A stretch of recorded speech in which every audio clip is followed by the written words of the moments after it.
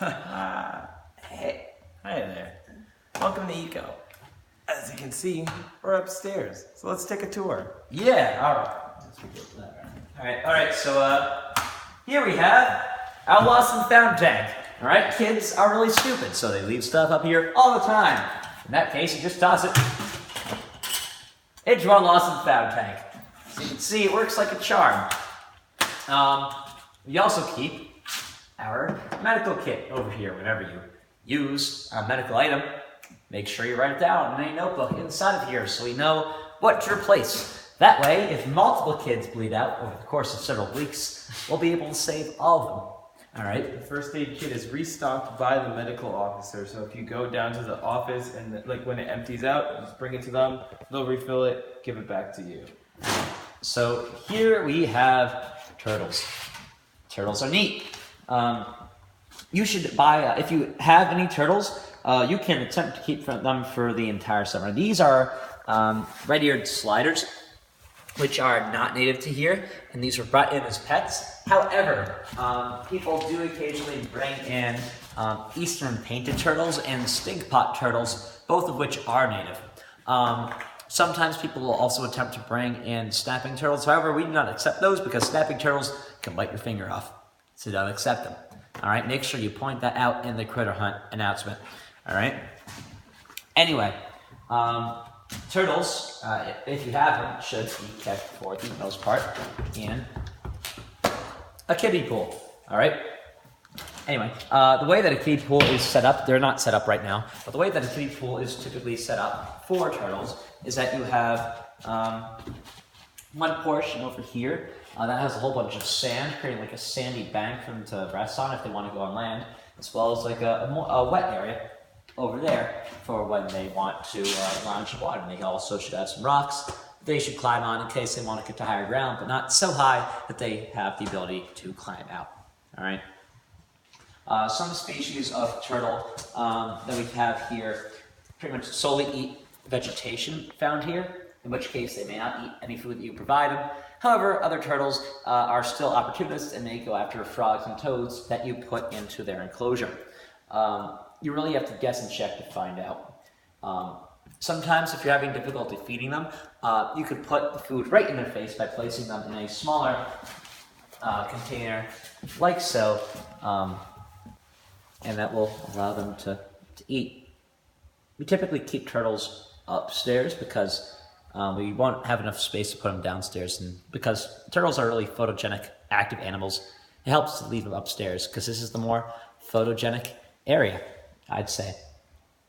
All right, so with that, let's move over here. This is our cabinet where we keep our water. Water's important. Make sure this gets filled and that we always have cups, styrofoam cups. I think there's also like a dead, decaying bird in there, but let bygones be bygones. It's mostly just feathers at this point, no flesh that I can see. All right. Anyway, cups. We got them. That tank, it's been Flex Sealed. Speaking of Flex Sealed, make sure that you have Flex Seal. Put it on your list of things that you need, because here at Ecology, stuff breaks. You know what's really good at fixing broken stuff? Flex Seal. You'd be surprised. All right. If you have turtle food, you can keep it over here where it's out of the way. And somebody also put a stick of barb. It's a wick made out of barberry. Why would you create this? Why would you unleash this monstrosity onto this world? I thought it'd be really nifty. Is it nifty? It'd be cool. You know, just in case for spirit program. Needed. Oh God, keep that away from me. Okay. Yeah, that thing could poke your eye. Okay, I felt God's wrath. Anyway, keep it on here where it's nice and accessible. Make sure it gets filled often. Okay. All right. Over here. Ouch. Cool. If you have a Class A, as you should, you can keep them hooked onto these hooks over here. I don't know if that's what they're intended for, but that's what we use them for. So we keep them that way. Oh God, please, for the love of God, keep that thing away from me. Swear. I've learned to fear barberry. Look at me. I'm fine. I'm fine. We have a fire extinguisher here. Make sure you have a fire extinguisher here, because this place is made out of wood. If a fire starts, you have no area, except you have a lot more area than this, actually. That's why we have multiple videos about this place. That was a stupid point. I'm sorry. I apologize. Just throw out the fire extinguisher. We don't need it. Yep. All right, we have nets here. We don't really use these nets very much. In fact, most of these are probably going to get thrown out by the time that you see this video. However, sometimes it's nice to lend out to kids who are like, hey, we need some help catching fish. Can we have a net? You'd be like, sure. And I'll be like, wow, ecology's so generous. We're going to rate them highly in evals. All right, here's our soap dispenser. If you figure out how to use this, call me. We typically, Clarence, I'm checking the bucket. Oh, okay. Clarence just left me and I feel kind of empty inside. Wow. Anyway, we typically keep our soap dispenser up here because the porta potty's outside and kids don't have a soap dispenser in there, so when they come back inside, make sure that they use this so that we aren't a biohazard. Please make them use soap. Thank you. All right. In here is where we keep most of our toiletries or cleaning supplies. So yeah, we keep our sponges, our paper towels, our garbage can liners in here. It's also a great place to hide snakes from the Golden Greeks. You just place them in a tank and you shove it underneath here. It's worked before. Golden Greeks will attempt to steal your snakes. They've tried. They've almost succeeded. Keep an eye on them. All right. Cool. These are chairs. We use our chairs for education. You can put your chairs in any which way to help facilitate active learning. Hopefully, you should be setting your chairs up in a circular fashion around you so that all the focus is on you. Don't let kids put a chair over here so they'll be distracted. Make sure everything is focused on you because you are the star of the show. All right? If you want them to facilitate conversation, then you could have them turn their chairs towards each other. Let the chairs be a dynamic part of your lesson. Another way that chairs are a really dynamic part of ecology is that we actually use them for an on-demand spirit program called charting. Let me demonstrate. So you have a few chairs, right? Have them set up. Incredible. Now, behold as I rock your world.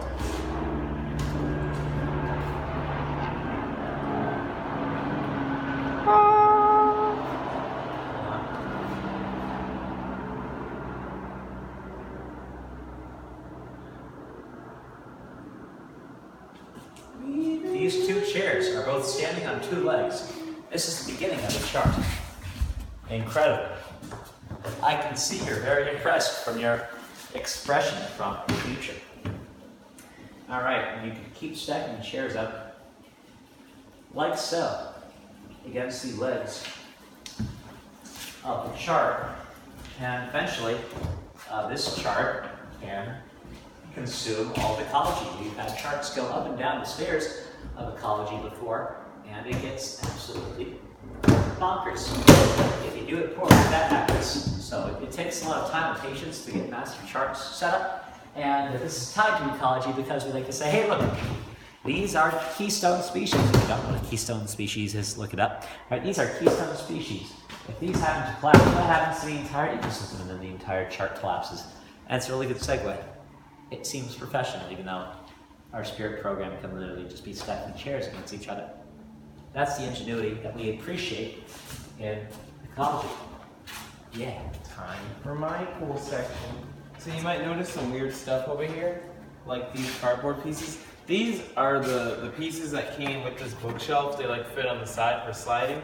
But what I use them for is if you have 10 minutes left of class and you don't want to overload your kids with too much knowledge, you just let them play around, but you can't let them leave. So what I do is I have them fence, so they can go into space, fence back and forth. And if you get poked by one of these, it doesn't hurt that bad, but it's still straight enough that you can actually get a good fence out of it. What's the ecology tie-in? Yeah, the ecology tie-in, it's how different animals vie for limited resources. Wow. When one of their habitats gets destroyed. That's a cop-out. Likewise, with these noodles, same thing, but I give this one to like leaf kids because they're a little aggressive. They don't know how to mark back. Yeah. These tubes won't be here when you're here next year. I just have them. They're mine. But if you take them and you swing them around, hold on, turn around.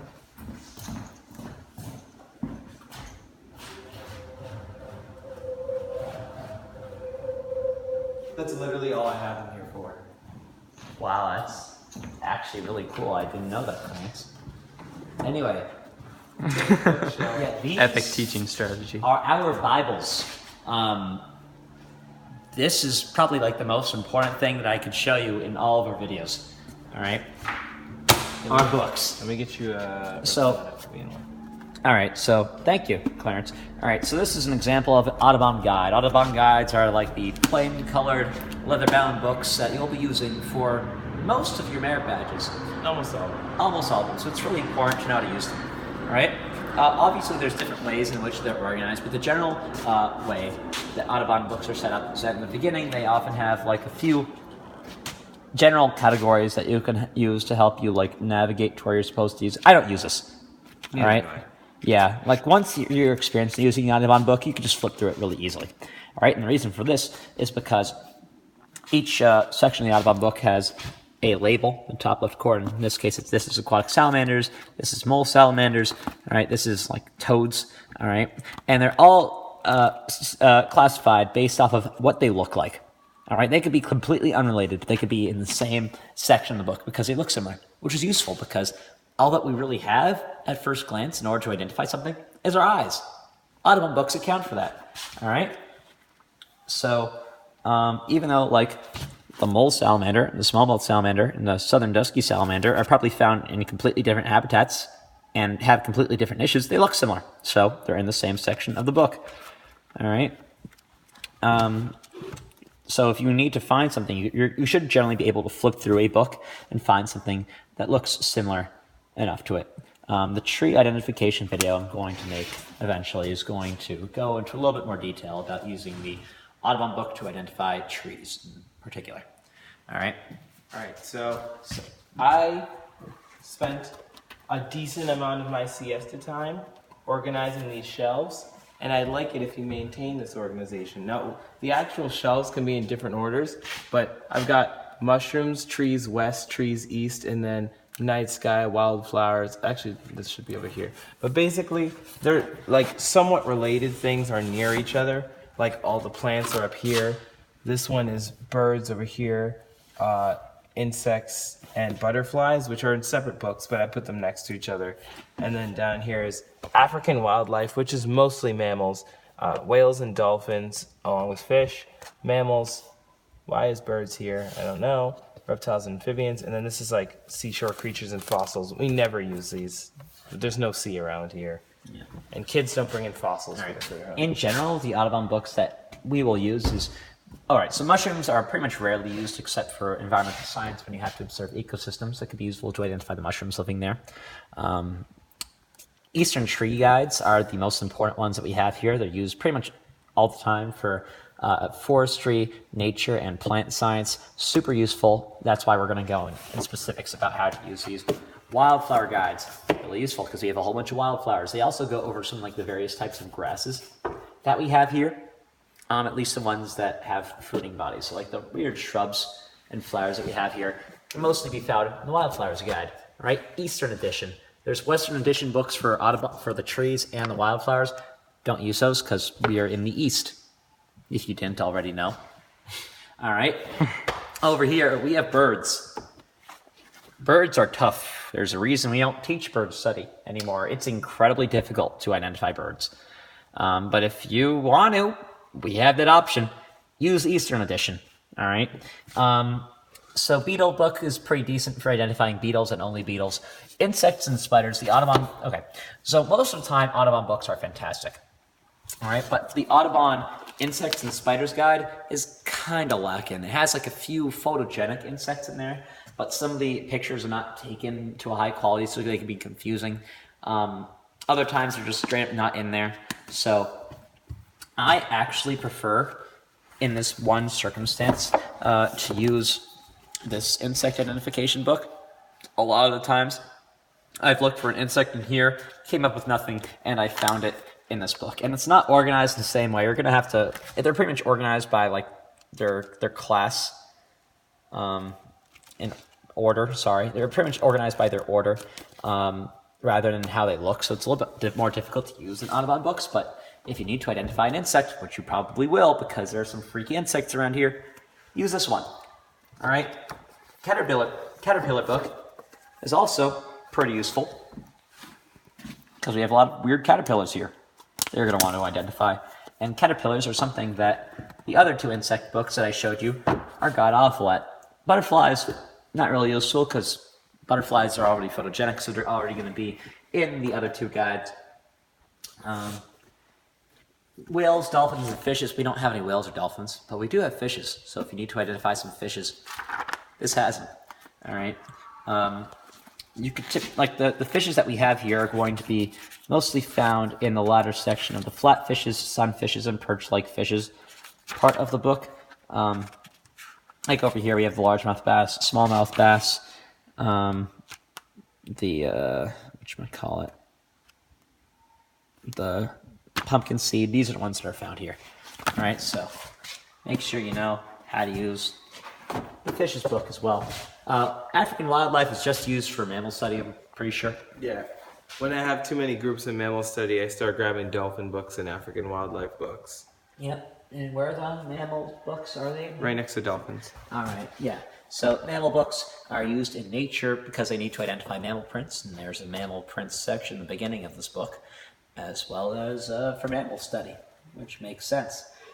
Seashore creatures, these are never used whatsoever. Rock book. If we had geology, it'd probably be used for geology. Right now, geology. Yeah, right now all we need to use this for is nature, for rock identification. I'm going to go over some of the rocks that we have on display that you could probably just use for your demonstration for your class. However, if you want your classes to use different sets of rocks or you want them to identify rocks on their own, these are a pretty good resource. So if somebody brings in a pet and it's a mammal, first one's on us. Some pet paper. Yep. Our pet died. I hope you enjoy it. What? Oh, there's an atmosphere book in here? I didn't even know. That's legit. Yeah, there's an atmosphere book. Useful in for black. weather class. It's in black and white. Color wasn't invented back then. Llama old school. Alright. Anyway, if you have some like plants that you are like really not sure of, these two books go into really detailed detail about the plants that we have in here, but they're in black and white and they're sort of weirdly hand drawn. So if you're really not sure, you could use this or just the internet, which would probably be a lot easier. All right, now we have to go over the meaty section of this, all right, which is all the presentations. These are our soil and water posters. They're not actually of soil and water. They are just topographical maps of the Kiowa area. However, these are really mandatory for soil and water, and you need to make sure these get taken care of because these were made in the 1960s. And they're not, sorry, 1967, 1968. That's when these were made, all right? So the Mets have won the World Series since these were made. Okay, that's like how, these are made before a man was on the moon, all right? These are like ancient, and they've got stains, and they've got like insects from like the 90s preserved in there. But they're topographical maps, and on this one over here, the one with the very distinctive brown stains that themselves look like topographical maps, all right?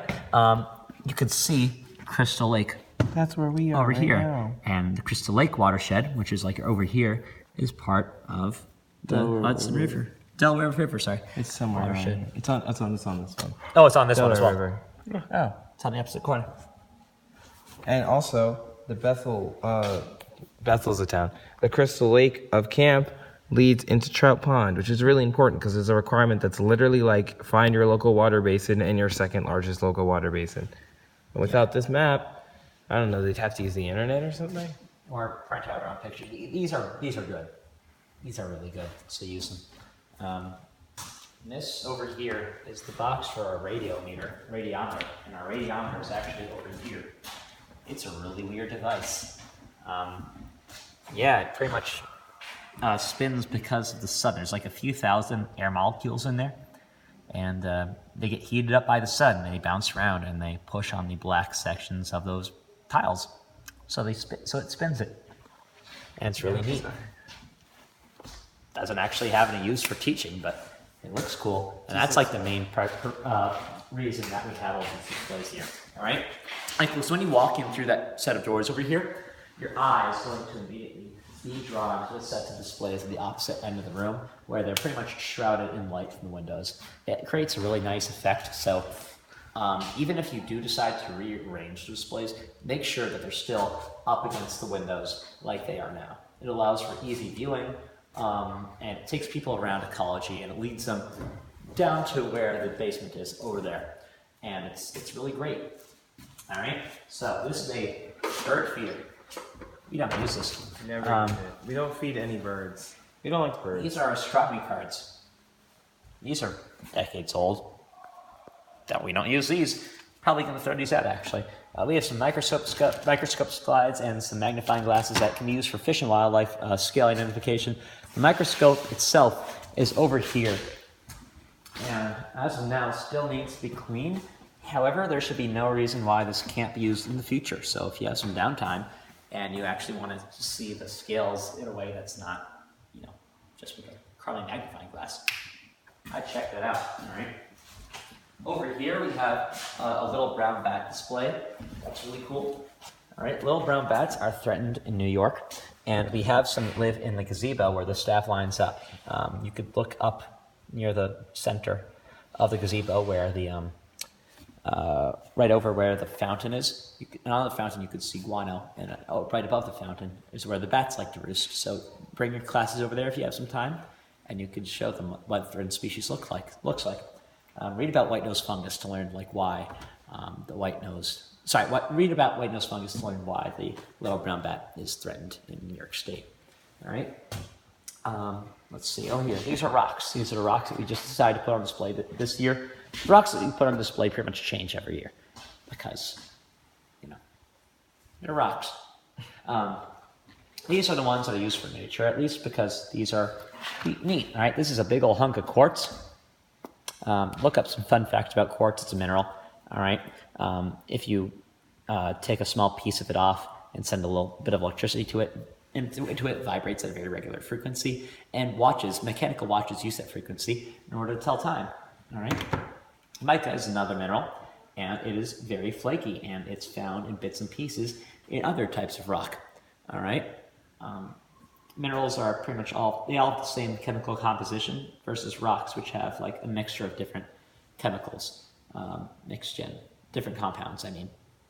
That's their main difference. And after you put the mica piece down, you should still have a little bit of glitter on your fingers, if you could barely see a little bit of sparkling right there, all right? This rock over here actually does have some little mica bits, which is why when I move it around, you can almost sort of see it glisten. Mica is one of the most common minerals, and quartz is also extremely common. If you see any milky white chunks in your rocks, it's probably because of quartz, all right? This over here is a fossilized fish. It's preserved in sandstone. Read about how sandstone is formed, because I'm going to run out of time for this video, all right? But it's really neat, which pretty much describes why there's so many fossils found in sandstone, all right? This is basalt. It's a super light rock. Despite its color and size, making it look ominous and large. All right. Anyway, it's hollow because it is an igneous rock that has a whole bunch of bubbles in it. All right, that formed when the lava cooled down. So it's a really cool rock to talk about. And these are both examples of slate. All right, slate is a metamorphic rock, and it formed from when shale, which is a sedimentary rock, gets put under a whole bunch of heat and pressure. So these are really cool. These are just some other miscellaneous rocks that we keep here because they also look pretty neat. You could rotate these out however you want. This is a very dead mussel. Yep. That's it. It's just a dead mussel. Yep. These are just some germinating beans. Really useful for plant science because you have to talk about germination, not bee germination. Yeah, that's a knee slapper. These are some more things that we used to talk about for oceanography, but now we just put on display because they look neat. This is probably one of the most displays that we have here, the bee display. It shows, like for environmental science, as well as like a few other merit badges, it's highly recommended or required that you talk about bees. And this makes it a lot more easy to talk about pure class because it has all the 3 different types of bees, all the life stages of bees, as well as examples of like beeswax for them to see. So it's a really great way to get kids' attention and also segue between different topics related to bees. All right. These are owl pellets, poison ivy, like a rhinoceros beetle, I believe. These are just on here for display reasons because they look cool. Life cycles of turtles, which can be useful for reptile and amphibian study. These are insects. They used to be really useful for insect study, but now not so much. Now they just kind of look cool. These are real, by the way, and the only thing that we did is just put a pin through them and put them in there. So if you find something, you can just add it in. Yeah, all the ones in this box are definitely found here, by the way. And this is a pinned Japanese beetle, which is like your worst enemy. Know the face. Yeah, that's a. I think it's like a eyed click beetle or something like that. Isn't this the pine silver? This over here, with the 2 dots, is a eyed click beetle. It's in the book. That is a pine sawyer, but it's not the same type that we have here. It's a lighter brown. We have the black pine sawyer, which is like one of the most common insects that scouts will bring in because it's fairly common and it looks cool. And if you pinch it a little bit, it'll start hissing. It also bites you, so be a little bit careful about that. All right. This is a display box that you can use yourself if you wish. It's currently empty. Press something in there, and it will live for eternity. Well, be preserved for eternity, I should say. It's very much dead. Preserved for eternity. This is a click beetle that we just found. It's here. Never found a live one, but we sure do have dead ones. Neat. Oh, Yep, sorry. hey, look, another click beetle. Yep, we have a bunch of them. Preserved, at least. More butterflies, tarantulas. We don't get these here. Thank goodness. This is a Drano bird that we found here in ecology. A Drano bird, as well as a, this is a ringneck snake that just got up and died. Yeah, it got sunbaked. Oh, and who can forget about my good friends over here, Cletus the fetus and John Stillborn. All right, this is John Stillborn. Cletus the fetus. This is the pig fetus. All right, so this is Cletus the fetus. This is John Stillborn because it's the rat. This is the rat. This is the pig fetus, and they leak formaldehyde. So make sure that kids don't handle them because formaldehyde tastes really bad. All right, It causes cancer. it causes cancer. All right. Over here we have our collection of bones. They make for great hats. Anyway, they're really useful for whatever merit badge you're teaching if it's relating to like a certain animal. For example, mammal study, you could talk about, hey, look, they're vertebrae. You know what a vertebrae is? Hey, look, it's a vertebrae. All right? And reptile and amphibian, because you're like, oh, what happens if you take off a turtle's shell, like in Mario? Oh, you kill them because their turtle is their freaking spine, the shell is their spine. All right? Make sure you talk about that. These are prints, plaster of Paris prints. These are what plaster of Paris prints should look like when done, ideally. They never look like this in actuality. A lot of the time, they barely dry in time. However, I'm going to show you in another video like the best place to find mammal prints. However, if the time comes for you to take mammal prints and there are no mammal prints for whatever reason, for example, let's say you had a heavy rain that sort of washed everything away, you could just take one of these prints out during your siesta or free time and just place it down in the mud, and you can conveniently create a print for scouts to find. All right? Well, yeah, I'm sorry. That's the reality of the Pull back the situation. curtain. Yeah, I know. I've only had to do that once the entire summer, though. Week 5, because it rained like all the time. But every other week, I was able to find a genuine Week 5, summer of 2019. If any of the kids are watching, it wasn't a real mammal print. I'm sorry. Oh, it was a real mammal print. It was just a negative of a negative. All right. Oh, look. What is this? It is Milton Berle's joke book. Private joke file, sorry. This is what we keep up here to amuse ourselves here at Ecology. You could hear amazing zingers such as the mother turkey said to her playboy son, if your father could see you now, he'd turn over in his gravy.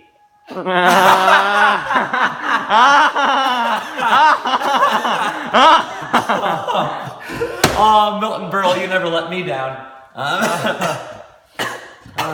Half of them are really racist, though, so check them before you tell them to kids. Yeah, really racist. Oh my god. Gosh. Wow.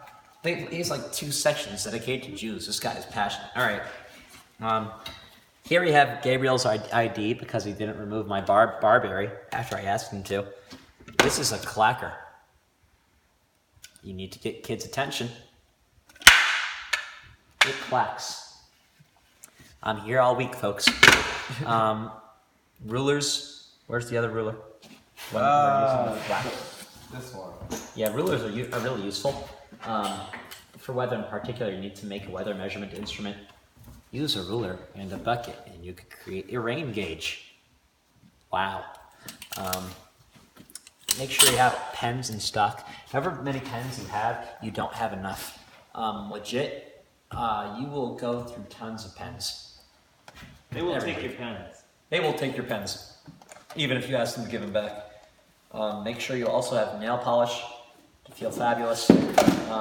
Scissors are important. Make sure you have enough glue for your hot glue gun. Anything else you want to add about like a craft? You do more craft. Another use of nail polish that I've been using it for is I got some clear nail polish matte coat. And what I do is, because turtle shells, they shed in little segments of shell, like they all piece together. And when the shell segments come off, they're like made out of the same stuff as a fingernail, but very, very thin. So I just cover them in like the rejuvenating vitamin E nail polish. And that makes them durable so that I can actually handle them without breaking them. Pretty cool. Yeah. Oh, we're going to the shelves now? Yeah, we're here, aren't we? All right, so this and this are really useful for weather because this is like an actual thermometer. It's kind of broken, but you use it. And this is a digital thermometer, also has like a way to measure humidity on it. You need to talk about those for weather, so make sure that you have these on hand whenever you start class, all right? This is someone's hat. You know where this goes. Did you just knock something off the wall? What? Don't worry about it. I heard something fall, but that was okay. Who knows? Only God. Only God. All right.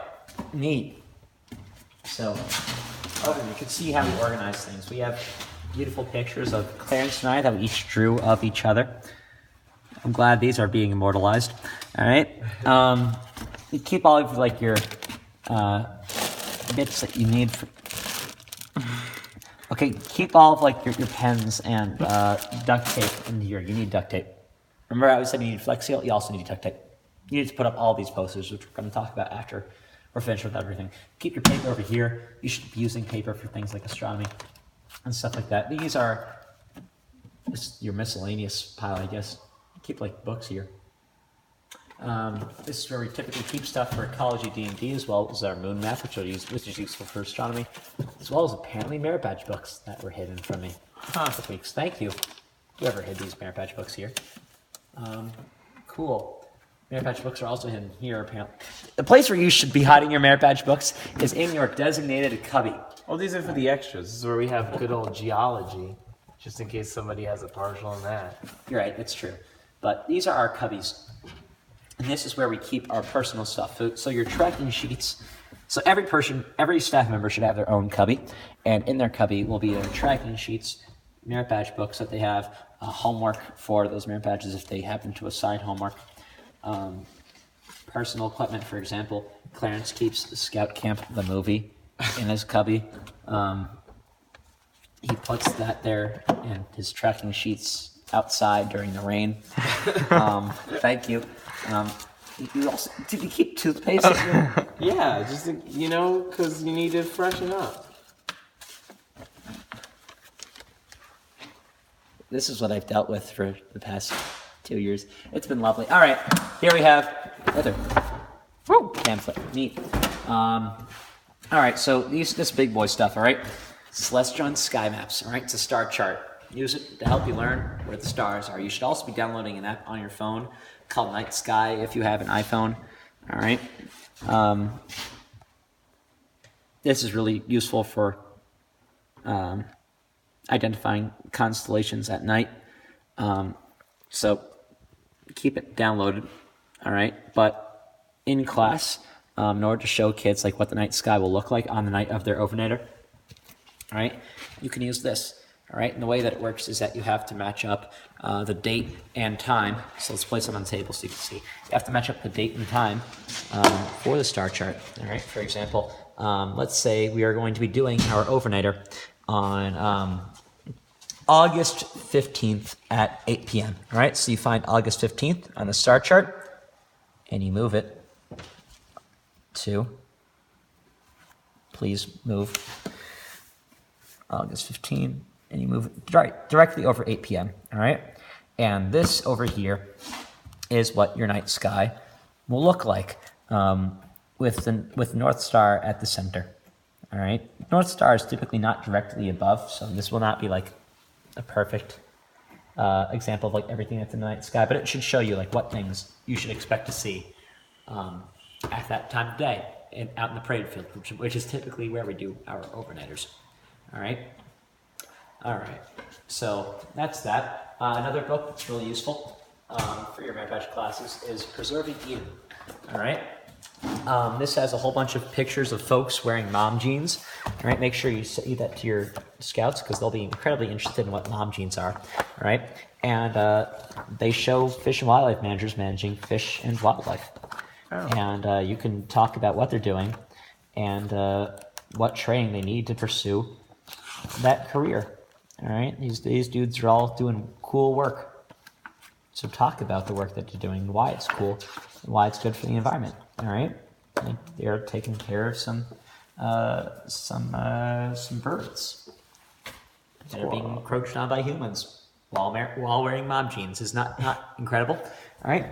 Now the reason that this book is useful is because you need to talk about controlled burns for forestry. And a lot of kids can't imagine why or what a forest controlled burn would look like. And there's an example of a controlled burn in this book somewhere, if I could find it. If I could find it in the next 5 seconds, that'd be great. If I can't, I'll just move past it. Up here. This is a controlled burn, what it looks like. So you can talk about controlled burns. In your book, this is page 103. Neat. Just a really useful book. Overall, are there any other teaching tools in this floor that you found useful, Clarence, that you want to talk about? The telescope is here. I don't know how to use it. I didn't do astronomy. Mary knew how to use it. Yeah, so assemble it. You could assemble it on to the spot, and it's great. Now, You'll probably figure it out. These are white clover seeds, never grown.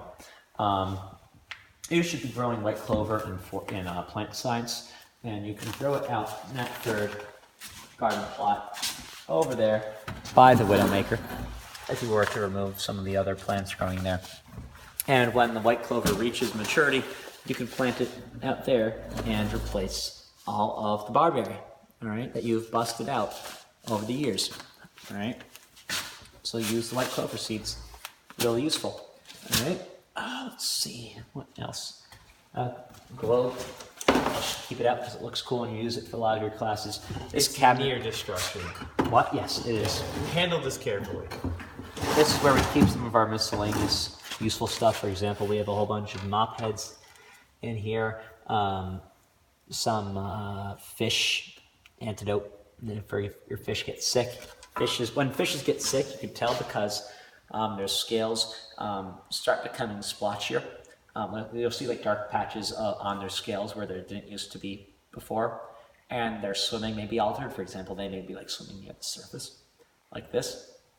In that case, they probably have like less than 24 hours left to live, and you should make sure that your Fish and Wildlife class dissects